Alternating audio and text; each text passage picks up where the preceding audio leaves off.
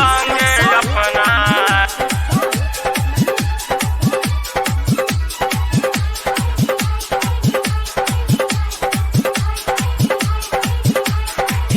निशा सखी के संगे अपना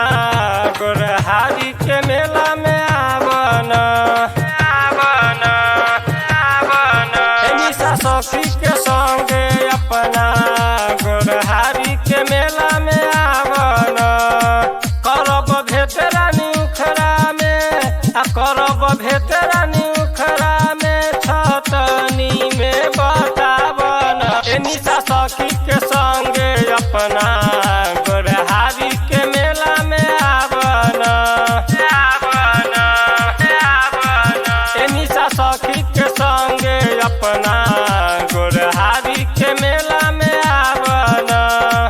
करब भेट रानी उखड़ा में करब भेट रानी उखड़ा में छतनी में बतावन निशा सखी के संगे अपना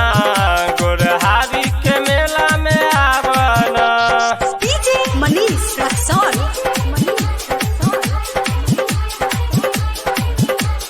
करब पालन रानी पका हो लेके आइब चरचका हो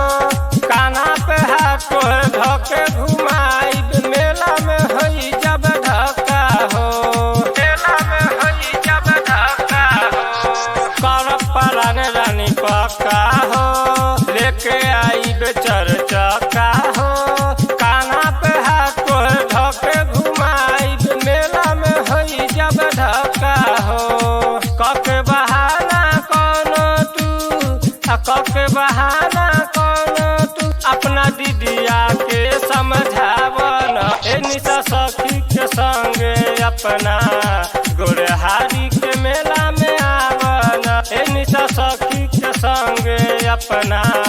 गोरहारी के मेला में आवन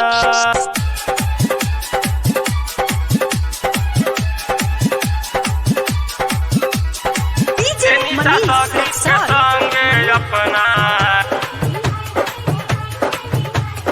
मिलब दशहरा के मेला में परियन कौनो झमेला में हमनी के जोर के हुन तोरी खाइब समोसा केला में खाइब समोसा केला में मिलब दशहरा के मेला में परियन कौनो झमेला में हमनी के जोर के हुन तोरी खाइब समोसा केला में कहेला नन्हे बबुआ सुन कहे सोजीत सवरिया बबुआ और मन के तर पावन निशा सखी के संग